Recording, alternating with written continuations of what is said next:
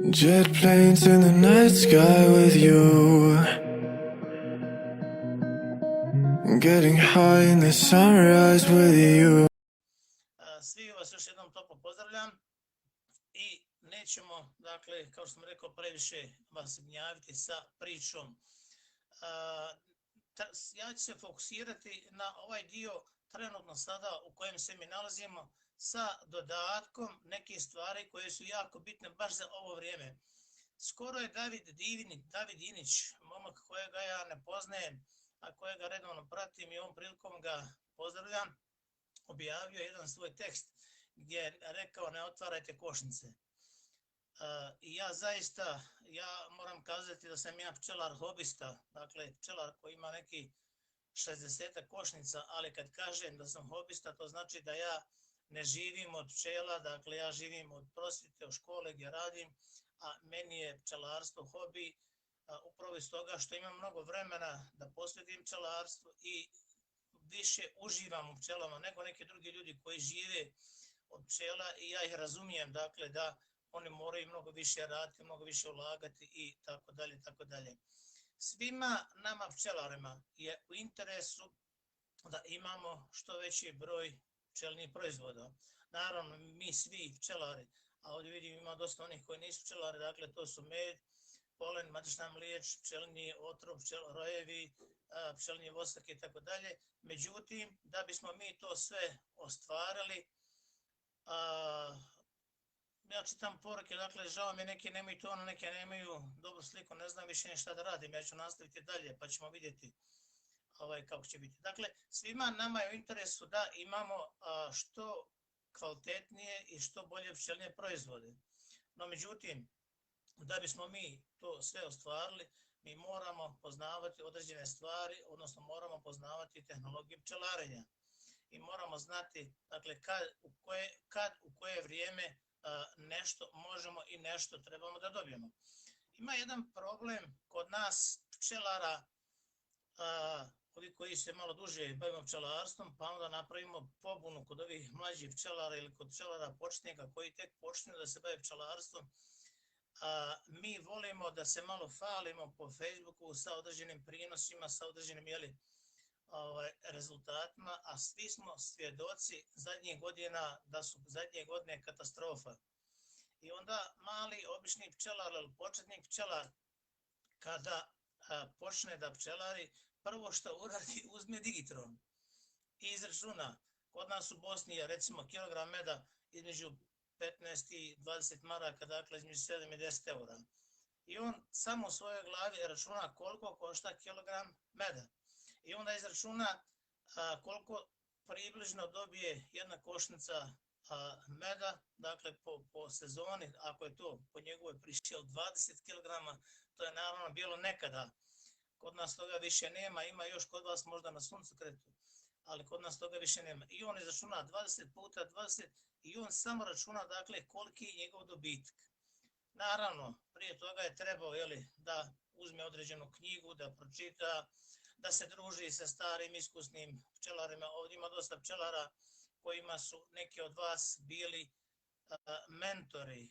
Između njih poznajem Kasima Mojebaš, poznajem Radu, poznajem Slobodana Jevića, koji su dakle bili mnogim drugim ljudima pčelari koji su postali vrsni pčelari, pa između ostalog i ja. Dakle, ja sam jedan mladi pčelar, koji pokušavam da prenesem dio svoga skromnog znanja na vas. Naravno, ovo će drugom prilikom biti putem PowerPoint prezentacije, pa će biti onda mnogo bolje i mnogo kvalitetnije. Međutim, mi pčelari koji pčelarimo malo duže, moramo znati da su naše pčele, to se negdje kaže, anđeli prirode, odnosno da su oprašivači i da su mnogo važniji kao oprašivači, a ne samo kao proizvođači pčelnih proizvoda. U nekim zemljama, recimo Amerika, Australija, neko večer je bilo dobro predavanje, Vuk Bjelca, dakle, držao predavanje kako on to radi u Australiji, kako radi u Njemačkoj, ali međutim to su tamo profesionalci koji, dakle, rade mnogo bolje i kvalitetnije stvari nego što radimo mi. Ono što mi treba da znamo, to je da mi pčelari imamo svega negdje oko 10% koristi od pčela kao proizvođača pčelnih proizvoda. a sve ostalo 90% je korist prirode, što znači da su pčele mnogo važnije kao oprašivači nego kao proizvođači pčelinjih proizvoda i svaka treća kašika koju mi uzmemo naše hrane je direktno ili indirektno od oprašivača, a samim tim i od pčela, dakle kao jednih od najvažnijih oprašivača. Mi pčelari moramo dakle da znamo neke stvari između sebe, da prvo da popravimo određene međuljudske odnose koji su među pčelarima, nažalost, htjeli mi to priznati ili ne, dakle u cijeloj regiji malo narušene. Moramo znati da kad recimo počnemo pčelariti, ove odnosi za početnike, gdje uzmamo startne osnove, moramo poznavati tehnologiju pčelarenja, moramo voditi dnevnik evidencije kad koja medonosna biljka meri. Kod mene ja imam dvije glavne paše, to su lipa i livada. Dakle, lipa počinje negdje druga polovina juna mjeseca i livada kasnije sve negdje do kraja jula ili početkom augusta. Pa moj dio ovoga predavanja ili druženja odnosi se upravo na taj dio, dakle kako ja radim i zašto, evo sad javno kažem zašto godinama nemam gubitaka. Možda zato što sam ja mali hobi pčelar, pa imam malo više vremena da se posvetim pčelarstvu, jednostavno uživam u pčelarstvu, a ujedno ću i kazati koja sredstva koristim protiv varoje, koja je ujedno najveći problem svima nama. Međutim, ima jedan problem, a to je gubici pčelnih zajednica, o kojemu pčelari ne žele da pričaju. Nažalost, ove godine svuda u regiji ima mnogo gubitaka. Zašto ima gubitaka? Svako će sebi naći odgovor. I ja sam prije imao gubitaka, svi smo imali gubitaka. Moramo naći odgovor šta smo uradili prošle godine u augustu mjesecu, odnosno kako nam je bila prošla godina cijela sezona. A s obzirom da znamo da su zadnje godine jako teške, dakle mi se moramo privikavati vremenskim prilikama kakve vladaju, a nema više onih prilika da je bilo nekoliko paša pa da se mogu uzeti po 70-80 kg meda, dakle toga više nema. Moramo nastojati ono što je David Inić rekao, ja zaista ne vidim nikakvu potrebu sada, trenutno ovih dana, da se košnice otvaraju. Moj prvi pregled proljetni koji ja radim na svom pčelinjaku jeste prolazak ispred košnica. Samo prolazak ispred košnica, da vidim iz kojih košnica pčele izliječu, iz kojih ne izliječu. Zatim imam raspoređen određeni broj antivaroznih podnjača putem kojih kontrolišem kako mi je klube, kako su pčele zimovale, jesu li otišle ulijevo ili udesno ili su naprijed kao što treba biti sad sa prednje strane, dakle radi uzmanja kisika. I to je sasvim logično, to svi iskusni pčelari znaju. Međutim, ako hoćemo,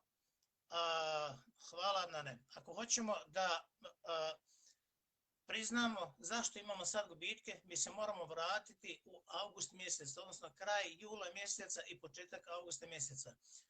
Ovo govorim za naš kontinentalni dio, za tamo Primorje, Dalmacija, Hercegovina, kod njih je već druga situacija i ovo se za njih ne odnosi, ali za većinu nas u kontinentalnim dijelovima Hrvatske, Srbije, Bosne i Hercegovine, Slovenije pa i dole Makedonije, dakle sjeverni dio Makedonije, moramo se vratiti kraj jula mjeseca i početak augusta mjeseca. Zašto? Zato što tada leglo se smanjuje, a proporcionalno dolazi do povećavanja broja varova. Zašto? Zato što sva varova tada ide u zatvoreno leglo. Ja na svom pčelinjaku najkasnije od prve trećine augusta mjeseca završim vrcanje, završim tretman i počnem sa prihranom. Ono što je jako bitno u ovo vrijeme, baš u ovo vrijeme, a to je da će sada doći do smjene generacija pčela, da će se rađati zimske pčele, a da će ljetne pčele polako da nestaju.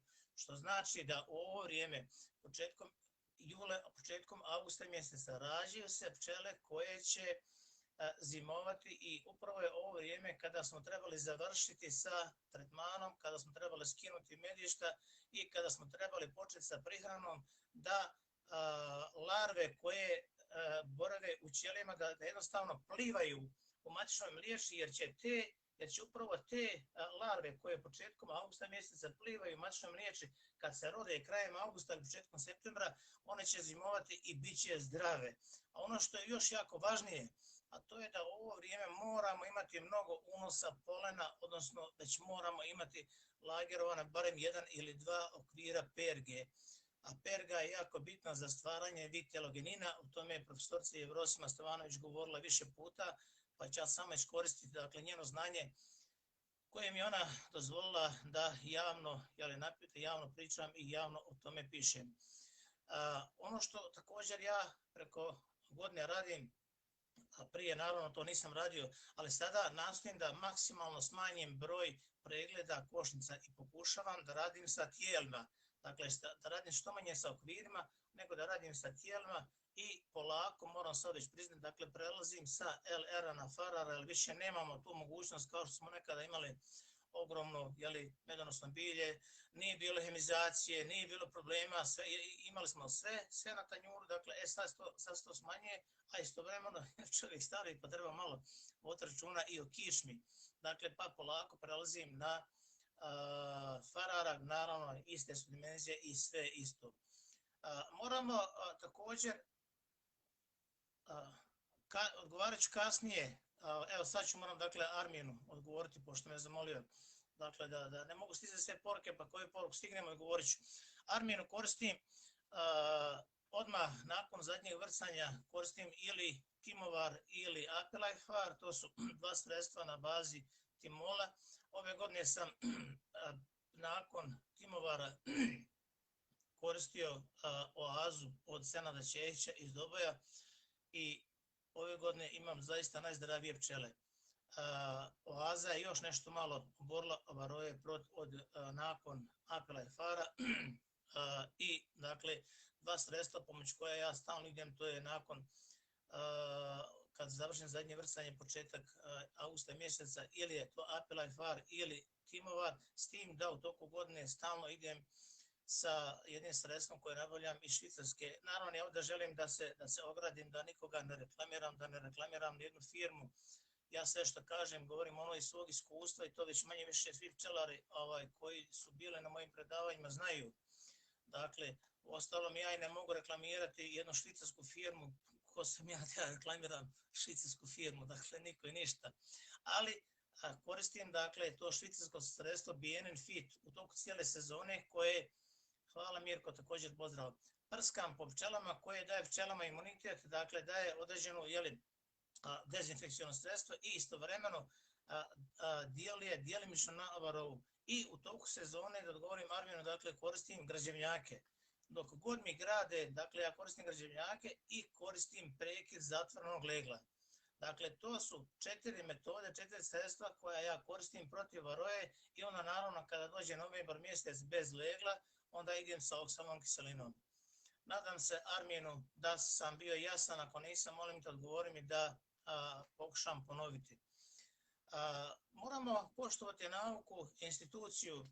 Dakle, poznato je da je u Europi, a posebno Rusija i Ukrajina bave sa istraživanjima i Ukrajinski institut u Harkovu je dakle istraživao koje su to pčele koje stvari najlakše prezime zimu.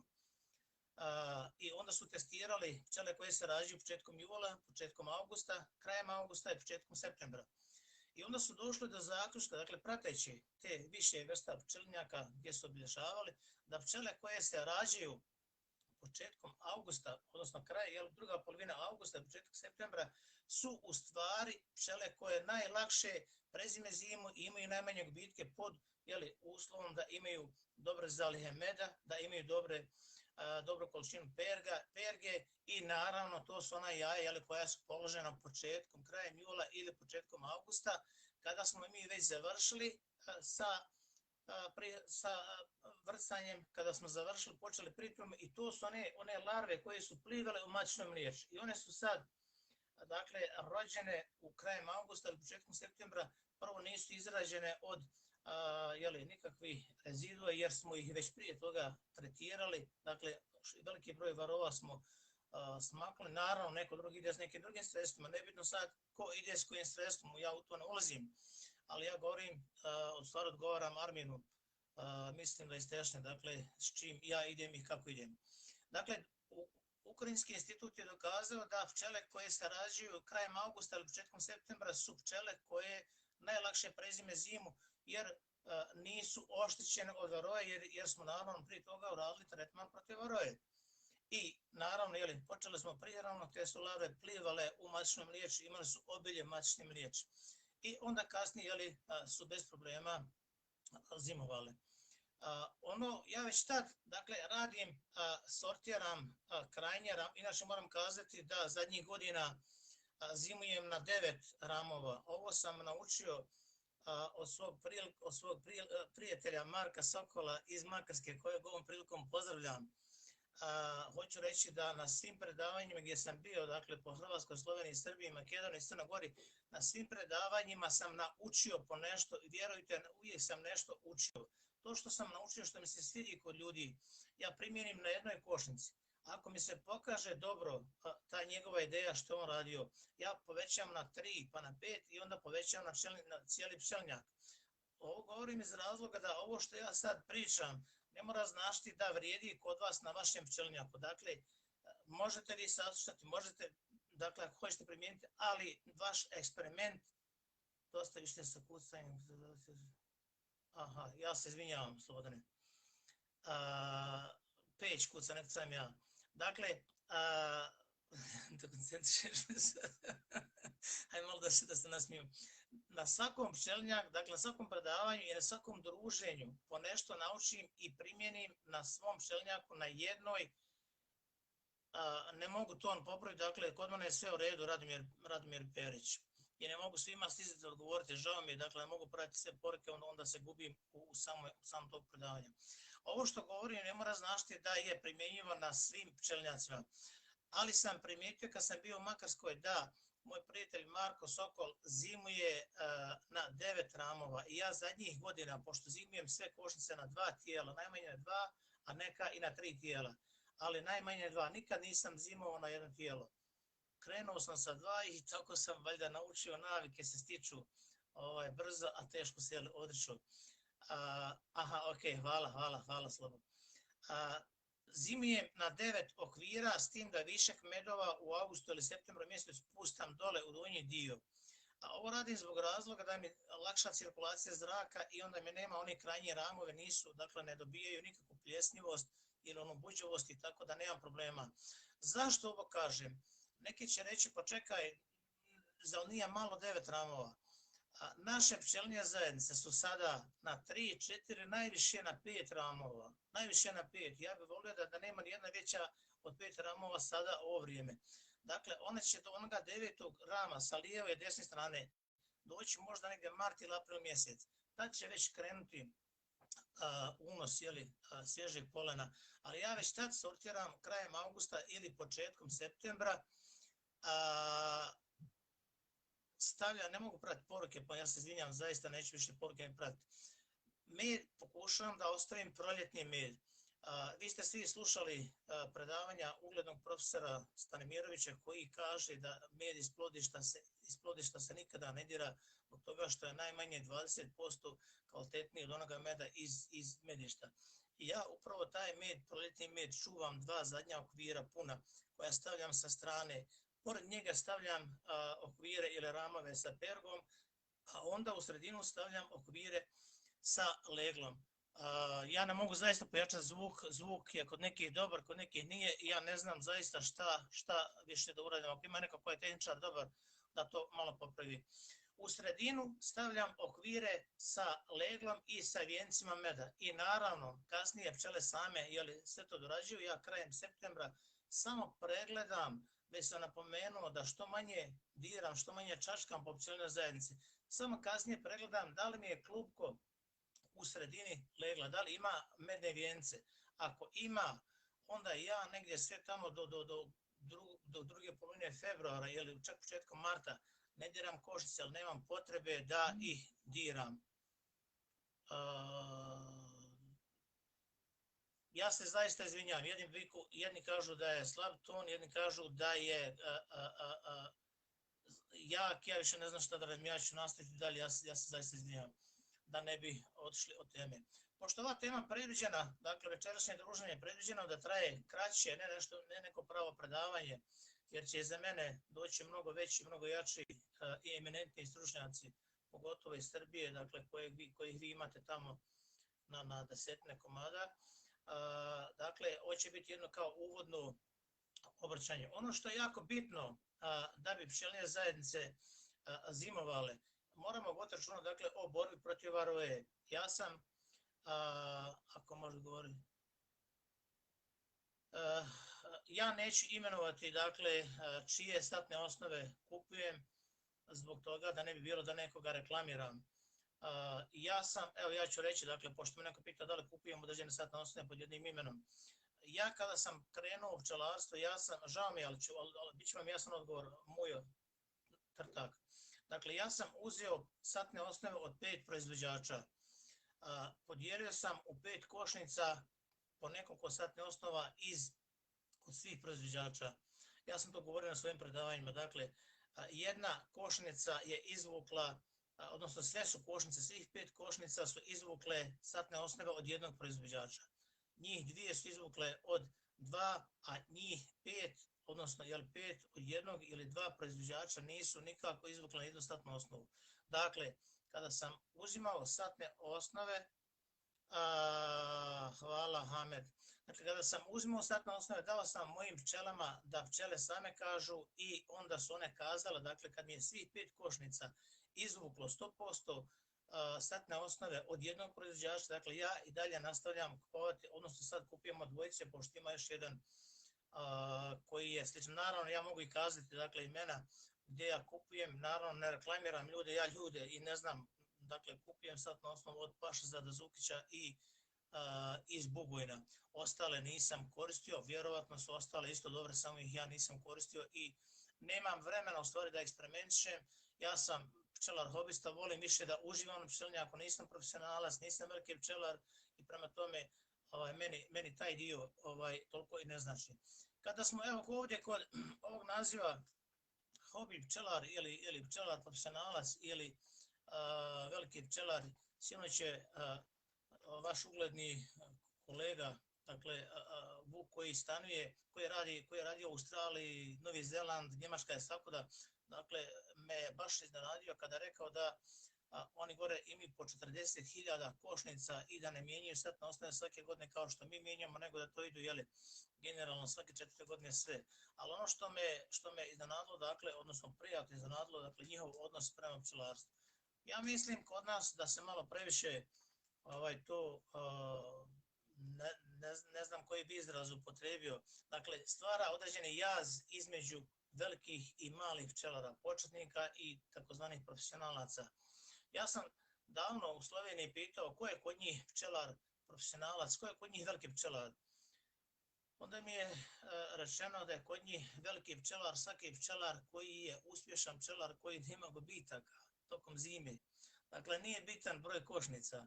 Imao 5 košnica, imao 500, 1000, 2000, 3000 i tako dalje. Dakle, bitno da nema gubitaka. A mi u Bosni imamo, ja znam da sad ovo neće dobro sjesti nekim pčelarama iz Bosne i Hercegovine, ali ovo je istina, nažalost. Mi u Bosni imamo jedan problem što se vrši poticaj po broju košnica. Ja se sad izvinjavam ostalim pčelarima iz regije.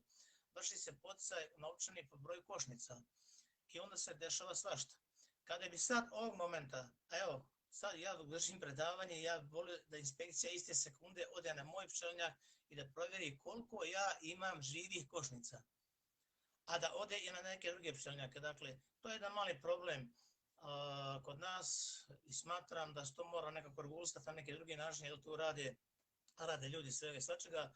Inspekcija dođe od zada košnica, pa prebroji od zada, ne ide sprijeda, da prođe sprijeda, vidjelo bi da i svake treće košnice možda ne izlaze pčela. Dakle, ovo govorim za pčelare Bosne i Hercegovine, što je jedan problem, a sinoć je Vuk rekao da gore u Njemačkoj nema nikakvih poticaja, imaju povoljni krediti, ako ćeš pčelariti sa 3000 košnica, dobiješ povoljan kredit, napraviš sebi sve kompletnu liniju i budeš profesionalac. A ne da dobijaš novce i ja mislim, nažalost, žao mi je što moram reći, znam da me neki pčelari sad neće cijeniti zbog ovih mojih riječi koje ću kazati, ali neki pčelari žive samo od poticaja, nažalost, jel? Imaju veliki broj košnica, ali imaju veliki broj gubitaka. Sad, to ćemo na proljeće vidjeti kakvo je stanje. Ono što ja preporučujem svima, a to je da svaki pčelar mora biti član određenog udruženja. To udruženje mora imati određeni plan i program godišnji kako treba da radi. Trebalo bi, evo ja ću sad reći, to govorim uvijek na svim svojim predavanjima, ne mogu se maniti, zato što to je jako važno. Varroa uopće nije problem zato što je varroa problem terena, ali ako na jednom udruženju, na jednom lokalitetu, na jednom gradu, dakle svi pčelari koji su članovi udruženja pa i oni koji nisu članovi udruženja tretiraju pčelinje zajednice u istom vremenskom periodu, onda će se varroa, možda neće skroz uništiti, ali će se velikim dijelom varroa uništiti. Međutim, problem je što smo mi takvi kakvi smo. Ja tretiram danas, moj komšija tretira za 10 dana, onaj tamo lijevi za 15 dana i onda mi stvaramo problem jedan drugom, dakle, u stvari nismo uradili ništa. Dakle, riješće se varroa jednostavno ako se na jednoj lokaciji svi pčelari udruže, pa idu svi, nebitno s kojim sredstvom, dakle, nećemo sad govoriti s kojim sredstvom će ko ići, ali da idu svi u što kraćem vremenskom periodu, da se što više varroe uništi, da ne bi došlo do reinvazije varroe i onda se stvara opet veliki problem. Dakle, rekli smo da nema vrcanje meda iz podješta, u stvarni svime, ja sam prenosim ono što je profesor Stanimirović govorio. Ono što je jako važno, to je da moramo imati za zimu spremljeno najmanje 2 okvira perge. To je dakle pčelinji, pošto me prate dakle iz regije pčelinji kruh ili pčelinji hljeb. Ali ta perga treba da je multiflorna, da je sa što više različitih cvjetova, sa što više različitih boja. Da kad bude predavanje putem PowerPoint prezentacije, dakle pčelare početnici će vidjeti kako to izgleda.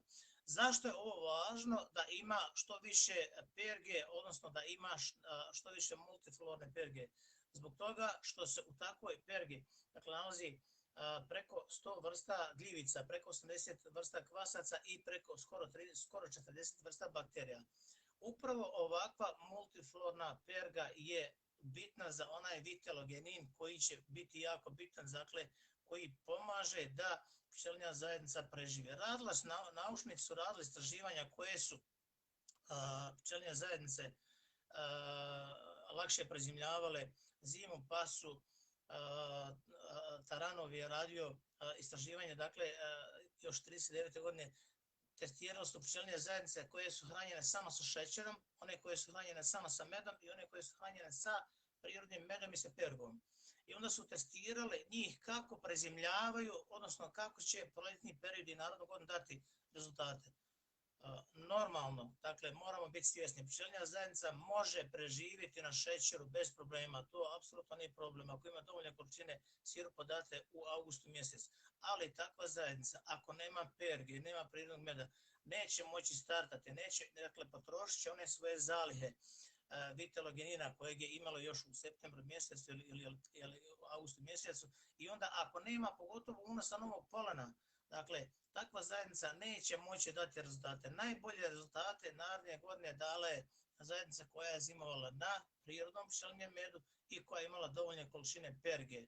A pogotovo naši pčelinjaci moraju biti instalirani tamo gdje ima unos svježeg polena, pogotovo lijeska, vrba, topola, dakle one proljetne biljke koje se javljaju proljeće i to je jedan od ključnih rješenja da naše pčelinje zajednice prezimljavaju.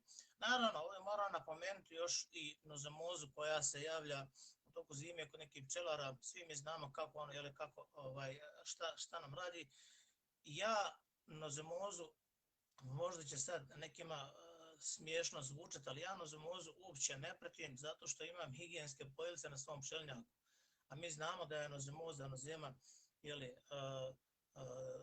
tih je ubojica koja je prisutna u toku godine normalno. Međutim, ja kad imam one higijenske pojelice, dakle, nozema koja mi pada dole u toku ljeta normalno ugiba i ništa drugo ne koristim osim higijenskih pojelica i zaista nemam problema sa nozomozom. Dakle, na mom pčelinjaku je bio i Rodoljub Živodinović i bili su mnogi ugledni, dakle, stručnjaci koji su imali priliku da otvarali s košnice, mogu su da vide kako je stanje. Ali ja ponavljam, ja ovo mogu sebi dozvoliti, dakle, zato što sam ja mali hobi pčelar, nemam mnogo košnica, 60 košnica je jako malo i dakle uživam i vodim računa o svim ovim detaljima, a oni ljudi koji imaju mnogo košnica naravno ne mogu voditi previše ovakvi detalji. Međutim, moraju svi imati pergu, dakle ako nema perge, ta zajednica može preživjeti, nije problem, međutim neće moći u proljeće dati rezultate kao što daje ona zajednica koja je imala pergu, a pogotovo ona zajednica koja nema svježeg polena u ranom proljeću. Kada je u pitanju polen, dakle perga, mnogi naučnici su kazali svoje mišljenje o tome, dakle znamo, to je poznato svima nama, da pčelinja zajednica koja nema polena ili nema perge, dakle brže, fiziološki stariji, ona smjena generacije, sad će se neki možda iznenaditi da nisu čuli za taj pojam, nekada se zna desiti da se uopće ne desi smjena generacije između ljetnih i zimskih pčela, zato što nemaju dovoljne količine polena i onda ljetne pčele uđu u zimu i već negdje krajem oktobra ili novembra zajednica mrtva. Pa ili su pčelinje zajednice na podnici mrtve ili nema nikako pčela unutra, a puna meda, ili je bio grabež. Dakle, dešavaju se stvari koje rijetki pčelari više znaju i šta se dešava, ali moramo znati da u kasnu jesen se zna desiti takozvana tiha grabež, da mi to uopće ne primijetimo, a da nam med ode iz košnice i onda i pčelinje zajedno, odnosno pčele iz te košnice zajedno prelaze u drugu košnicu. Dakle, pčele fiziološki brže stare koje nemaju polena, odnosno koje nemaju perge, smanjuje im se životni vijek, to je jako bitno. I naravno ono što je jako bitno, smanjuje se dakle otpornost na bolesti. A znamo da varroa kao varroa, dakle nije problem samo s tim što ona uzma hemolimfu, odnosno siše vitelogenin, masno tkivo, ona je mnogo veći problem kao prenosilac virusnih bolesti i tu je glavni problem kojeg mi ne možemo riješiti. Ja sam sinoć pitao Vuka Bjelicu da li u Australiji imaju varrovu, kaže na svu sreću još uvijek nemaju, a naravno kad nemaju varroja nemaju ni virusnih bolesti. I dakle mi ovdje, ako riješimo varrovu na vrijeme, nebitno sa kojim sredstvima, dakle mi danas po nekoj mojoj procjeni imamo negdje oko 200 različitih sredstava koja se koriste u upotrebi. I sad meni nije jasno, nikad više nismo imali sredstava protiv varroje, a nikad više nismo imali gubitaka i problema. Gdje je problem? Šta je problem? Dakle, mislim da je problem u nekim sredstvima koja mi koristimo, koja nisu registrovana, sredstva koja nemaju neki određeni certifikat, neke ustanove ili laboratorije. Neko ne želi dati malo veće novce za neko sredstvo koje je registrovano, pa onda ide sa nekim manjim jeftinim sredstvom i to ide 7, 8, 10, 15 puta ide sa nekim sredstvom, a varroa je postala imuna ili rezistenta na to sredstvo i na to ništa, to nije šala, dakle ona uopće ne reaguje na to. I onda se čude neki pčelari, kaže išao sam 15, jedan mi je pričao, išao sam 15 puta sa jednim sredstvom i veli, bilo oputanje varroje, a zajednica je umrla. I sad ja nisam htio da čovjeka ponizim, rekao sam Božja sudbina tako bila, i na toj smo priči završili. Farrar je još 1934. godine iznio podatak, dakle mi moramo pratiti literaturu, a pogotovo vi u komšiluku i susjedstvu u Srbiji, Hrvatskoj imate mnogo dakle stručnjaka koji su univerzitetski ili sveučilišni profesori i dakle možete od njih mnogo toga naučiti. Farrar je još 1934. godine iznio podatak da pčelinja zajednica koja zimuje na dovoljnim količinama polena po mogućnosti sa polenom multiflornim ili pergom, dakle ima gubitak svega negdje 5 do 6%, a zajednica koja zimuje bez polena ima gubitak 78%. Pa vi sad sami, dakle moramo uzeti sebe tu, sami se moramo pitati zašto nam neka pčelinja zajednica jedva preživjela i zašto iduće godine mi nije dala rezultate. Problem je naravno i u maticama, dakle moramo nastojati da mijenjamo redovno matice, vi u Srbiji pogotovo, dakle pošto ovo srbijanski portal, dakle vi u Srbiji pogotovo imate mnogo velikih mega stručnjaka, proizvođača matica, naravno Hrvatska također, imamo i mi u Bosni, ali imamo nešto manje od vas, ali ono što me raduje, a to je da svi proizvođači matica, koliko je meni poznato, svi teže ka tome da pčelare sa Apis mellifera karnicom. i naravno to je jedna dobra osobina. Nažalost, bilo je tu pokušaja bacivanja i neke druge rasa, što bi bilo pogubno da je, ne daj Bože, opstalo i da se to raširilo. Naravno, ovdje su Slovenci daleko ispred nas u svemu, oni su ozakonili sve to, tako da kod nje nemoguće da jednostavno ne smije ni pokušati niti da koristi određena sredstva koja su zabranjena, a pogotovo da radi sa nekom rasom koja nije kod njih dozvoljena, to je apis mellifera carnica, to je ono što mene onako malo raduje. Da bi imali smanjene gubitke u toku godine, moramo se pridržavati dobre pčelarske prakse. Šta je u stvari dobra pčelarska praksa? To je, dakle, jednostavno da mi pčelari imamo u sredini, u srži sve našeg djelovanja, da imamo kvalitetu. Znači, moramo biti i dobri pčelari, moramo biti dobri menadžeri, moramo biti i dobri komercijalisti i moramo biti dobri ekonomisti i moramo, dakle, poznavati kompletnu tehnologiju pčelarenja. Odnosno, dobra pčelarska praksa je u stvari jedan veliki lanac koji je sastavljen iz više karika, toka, kako vi već kažete, dakle iz više dijelova. I ukoliko nama fali jedan dio, pa evo recimo primjer skladištenje meda, pčelar koji, naravno ja znam da ovdje svi koji prate to znaju, ali onaj pčelar koji ne zna prije svega izvrsati pravilno med, ne zna uskladištiti pravi med, znači fali mu jedna od tih karika i on nije onda kompletan pčelar i on nema onda dobru pčelarsku praksu. Postoje mogućnosti, sinoć je to Vuk Bjelica dakle, rekao da se zna desiti, a prošla godina je bila mnogo kišna i neki će se možda sa mnom složiti, neki neće, da neke su radili ispitivanje, ja znam i koji su, naravno neću ih imenovati. Med koji je bio poklopljen, a to je sinoć Vuk Bjelica potvrdio, med koji je bio poklopljen 100%, imao je vodu 21%. Što znači da nas nekada može godina, dakle, zanati, a pčele nisu uspjele da potpuno isfiltriraju vodu i one su ga poklopile, takav med onda, ljudi kada izvrcaju, naravno, kada izvrše kontrolu vode, moraju imati one velike isušivače prostorija da bi izbacili onaj višak vode. Dakle, dešavaju se stvari koje mi više ne možemo niti da kontrolišemo, ali se mi moramo prilagođavati ovakvim vremenskim prilikama.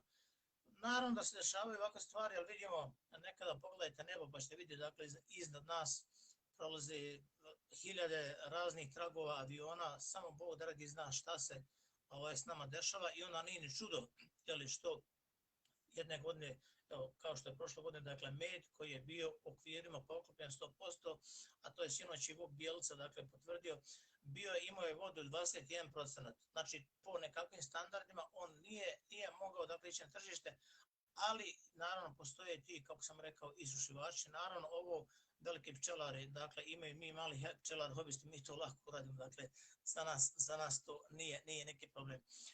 Za nas pčelare je jako važno, moramo, dakle, držati se toga da mislimo globalno, a djelujemo lokalno. Šta znači?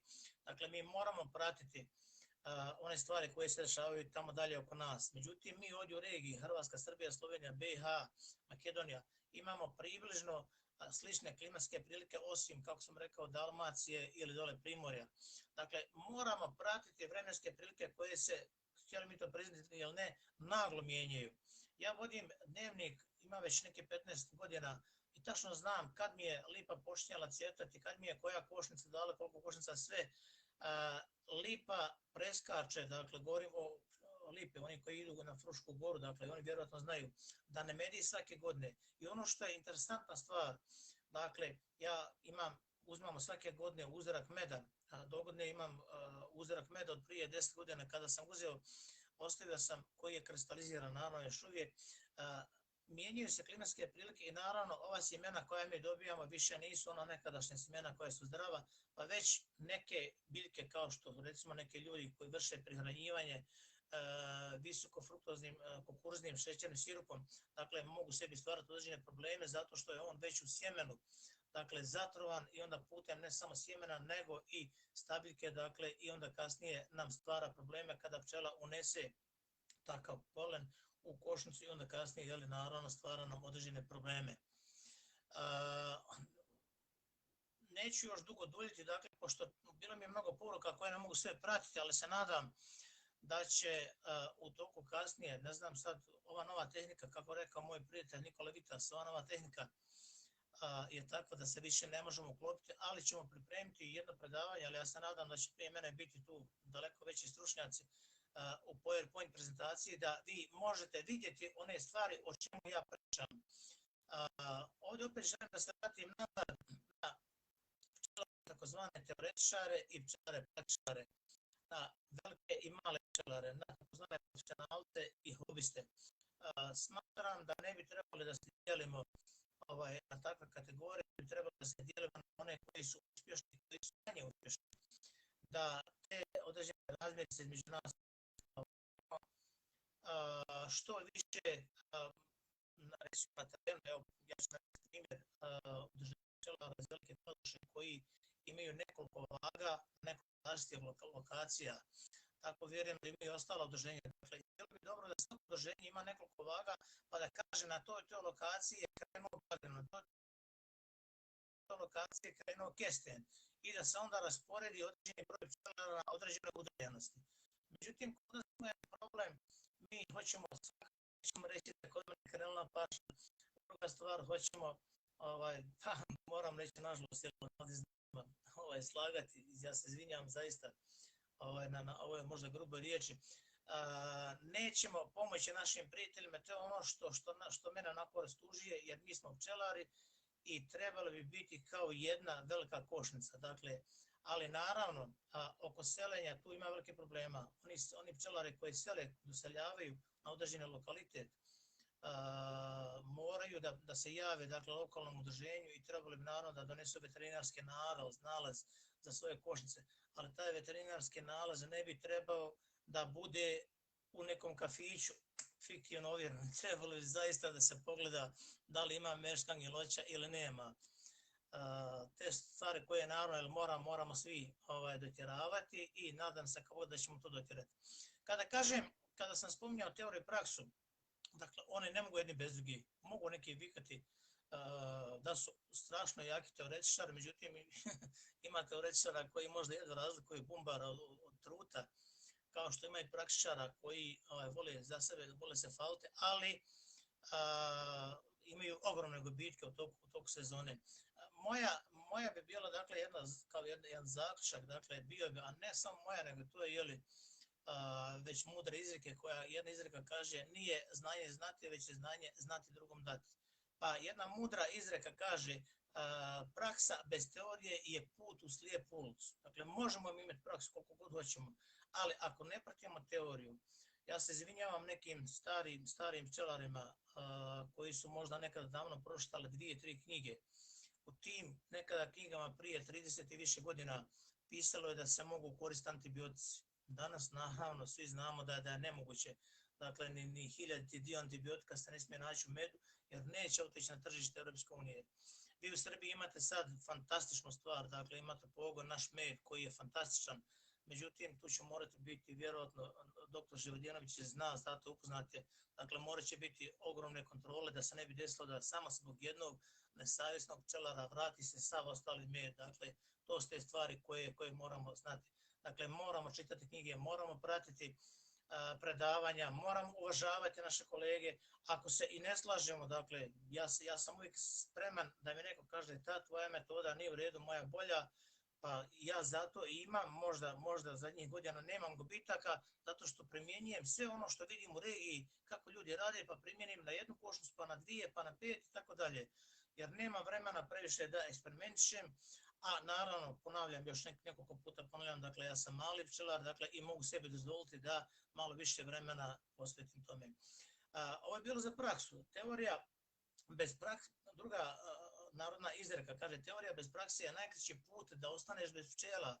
Možeš imati teoriju kako god hoćeš, možeš znati nauku, ne znam, visoku nauku da znaš, ali ako nisi bio sa mentorom, nisi proveo sa mentorom, pa te nije objasnio šta trebaš raditi, koje vrijeme, koja tehnika se radi, dakle, onda je to put da ostaneš bez pčela. I meni se svidjela jedna od najboljih izreka, zahvaljujem profesoru Đoki Zečeviću, dakle, moj velikom prijatelju sa Zlatara, čiji sam gost bio. Meni se svidjela jedna posebna teorija odnosno izreka koju je rekao Einstein, dakle svi znamo ko je taj čovjek, a rekao je teorija je kada se sve zna, a ništa ne funkcioniše, a praksa je kada sve funkcioniše, a niko ne zna zašto. Možda će neko reći malo filozofski, dakle teorija je kada se sve zna, a ništa ne funkcioniše, a praksa je kada sve funkcioniše, a niko ne zna zašto. Ovdje smo tu, dakle, da moramo spojiti teoriju i praksu, dakle, zajedno u jednu simbiozu. Moramo slušati profesore sa fakulteta, dakle, to su ljudi koji rade određene laboratorijska ispitivanja, dakle, to su ljudi od nauke i moramo poštivati, dakle, njihove odluke, jer oni imaju za sebe određene reference i neće ni jedan doktor nauka, vjerujte, nešto u javnosti kazati ako to nije prije toga ispitao, ako nije dokazao. Pošto nema mogućnost da idemo direktno sa komunikacijom s vama, jer ovaj je video ovako zamišljen, dakle ovaj put je ovako zamišljeno, ja sam tako dogovarao danas sa Lukom, on je meni predlagao da to bude 5-10 minuta, međutim to je nemoguće. Ja predlažem sad Luki, dakle, da isproba drugi način tehnike, dakle ovdje preko Pčela Marketa, da ide putem video linka, odnosno Zoom opcije, aplikacije ili neke drugi vid da se može vidjeti, dakle, prezentacija i na taj način, dakle, da aktivira i ostale stručnjake iz regije, dakle, imate mnogo stručnjaka, mnogo većih i boljih, dakle, stručnjaka u Crnoj Gori, velikih mojih prijatelja, evo ovdje, dakle, već se mnogi javljaju, da aktivirate i da na taj način damo doprinos, dakle, da svako iz svog ugla kaže svoje iskustvo, pa da svi zajedno u regiji, dakle, unaprijedimo naše pčelarstvo i da krenemo ka nekom boljitku. Ja ne znam, ću stići sad svima odgovoriti, dakle, dole na ove poruke, ali ako ne stignem odmah sad, prije nego što završim, dakle, samo treba spomenuti jedno, treba koristiti preparat efikasno, najbitnije dole. Slobo, dakle, samo ću kratko reći, dakle, nema ni jednog sredstva koje 100% ubija varovu. Onaj koji to napiše, vjerujte, to je laž, to je marketinški trik. Mi znamo, dakle, ja ovo sve što govorim, dakle, u svoje ime, nije u čije drugo ime. Mi znamo da je farmacija danas čudo prirode, da farmacija danas maltene, jel, vidimo, upravlja svijetom i da farmacija je ta koja nama diriguje. Ono što mi pčelari, a evo sad ovdje vidim mnogo pčelara iz regije, trebali bi da se izborimo za to da farmacija ne preuzme naš med ili druge pčelinje proizvode kao lijek. Ako nam to farmacija uradi, mi smo onda gotovi, nas onda više nema nigdje. Onda će farmacija biti totalno ispod nas. Dakle, tu moramo, a ovdje moram zaista kazati, pošto sam i kao predavač SPOS-a, dakle, i upoznao sam sa dešavanjima koja SPOS radi, zaista velike stvari. I druga stvar koja je jako bitna, a to je da se moramo svi zajedno boriti protiv patvorine ili protiv falsifikatora meda. Oni su nam, dakle, najveći problem i naravno protiv ove hemizacije koja je sve više prisutna, pogotovo vi gore u Vojvodini ste s tim najviše pogođeni, mi u Bosni manje više nismo. Imali smo prije problema dok su bili malinari i jagodičari, meni je žao tih ljudi, dakle ja razumijem da ljudi moraju da se bave određenim zanimanjem, ali na svu sreću, ja se izvinjavam malinarima i jagodarima, dakle na svu sreću ti njihovi biznisi su propali, ali to je na sreću nas pčelara, jer više nema uginuća, dakle pčelinje zajednice kao što je bilo prije. Bilo bi dobro da svi u regiji na neki način, kad prođe sve ovo zlo od ove korone, napravimo, bravo Stanko, tako je, dakle, da napravimo jedan simpozij, da se borimo protiv farmacije, protiv hemizacije i protiv ovih falsifikatora meda. Dakle, i to, ako to uspijemo, ove ostale stvari, ko je velike, ko je mali, ko je desni, lijevi, ko je uspješan, dakle, to manje više nije bitno. Ali da se izborimo za ove tri stvari, pa evo, dakle, predlažem vam u Srbiji, dakle, pošto ste vi najjača organizacija u regiji, dakle, da pokrenete tu inicijativu, pa kad sve ovo zlo, ako Bog da prođe, da ovoga nije bilo, mogli smo u februaru na ovom sajmu, dakle, da te inicijative pokrenemo i da nekako zaštitimo nas pčelare, a onda svako unutar svoje zemlje, ili da pokuša preko svojih lokalnih saveza, da to nekako uradimo i da zaštitimo nas pčelare. Pokušat ću kasnije da odgovorim na pitanja koja su ovdje postavili svi u vas, ja toplo srdačno pozdravljam. Luki predlažem, dakle, da u narednom periodu predvidi određene druge predavače kojih imate jako mnogo. Ako nekom ne stignem odgovoriti ovdje, slobodno me pitajte na mom Facebook profilu, a ja ću održati 2 predavanja, neću sad reći da ne bude reklam, da ne reklamiram, 11. i 12. u Srbiji putem Zoom aplikacije gdje će biti prezentacija PowerPoint i gdje će se mnogo bolje vidjeti, ali o tome dakle, će odlučivati predsjednici udruženja, hoće li on to dozvoliti da ide javno ili neće. Svima vama se zahvaljujem, izvinjavam se onima koji nisu imali u početku tona, koji nisu imali slike, dakle vjerujte da nije do mene, ovo je nova tehnika na koju se još i ja učim. Ima druga tehnika putem Zoom aplikacije koju ja dobro poznajem jer radim u školi, ali evo, ovdje nije bilo mogućnosti, ali svi vas u regiji toplo srdačno pozdravljam. Kome ne stignem odgovoriti sad direktno putem poruke, odgovorit ću kasnije naknadno, a nema to šta, vi imate svi u svojim zemljama, dakle mnogo veće stručnjake, mnogo veće mentore, slobodno njih pitajte, dakle sve što je mene jasno. Svima, ako Bog da, želim da budu bez gubitaka, da vam bude medna i beričetna godina i da se vidimo, ako Bog da, što prije u zdravlju i veselju. Svi vas toplo i srdačno pozdravljam, medno svima.